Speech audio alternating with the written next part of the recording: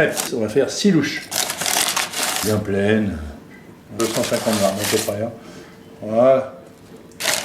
Alors 6 louches de farine, on a pris de la farine surfine, ça va être plus facile. Un petit peu de sel fin, là c'est du sel marin, un petit peu comme ça. Un petit peu de sucre, on va faire d'une cuillère à café quoi. Encore une demi-bouteille de lait, 2 œufs. Vous allez voir la recette magique. Alors j'ai pris un récipient assez grand, trop grand d'ailleurs pour ça, mais c'est pour éviter les grumeaux, parce que plus le mélange est à l'aise, plus c'est facile à faire. Donc, on prend des beaux œufs, hein. Tout de suite un peu de lait, et là, voilà.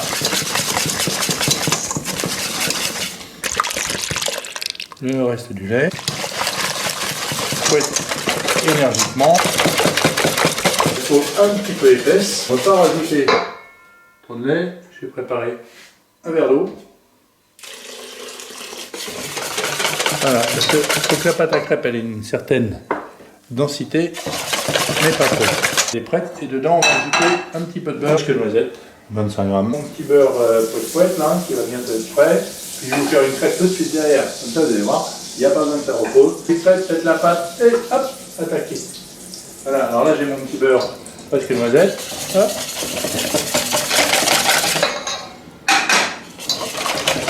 Vérifiez qu'il n'y ait pas de grumeaux. On va la passer. Votre pâte à crêpes, elle est prête. Magnifique. Hein. Une louche à peu près, à peine.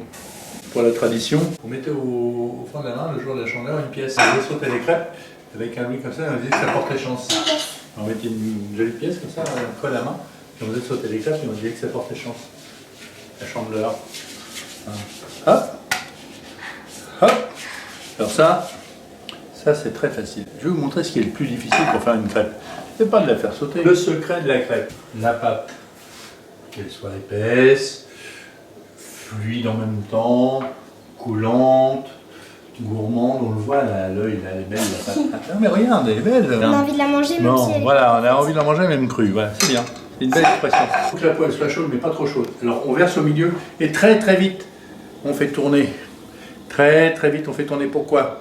Parce que plus vite on va faire tourner la pâte, plus elle va s'étaler et plus la crêpe va être fine. Parce que le secret d'une bonne crêpe, c'est quand même de ne pas être épaisse comme ça. Quoique, il y a une recette faite dans la Nièvre, la grand-mère de mes enfants faisait, c'est ce qu'on appelait un roubignon.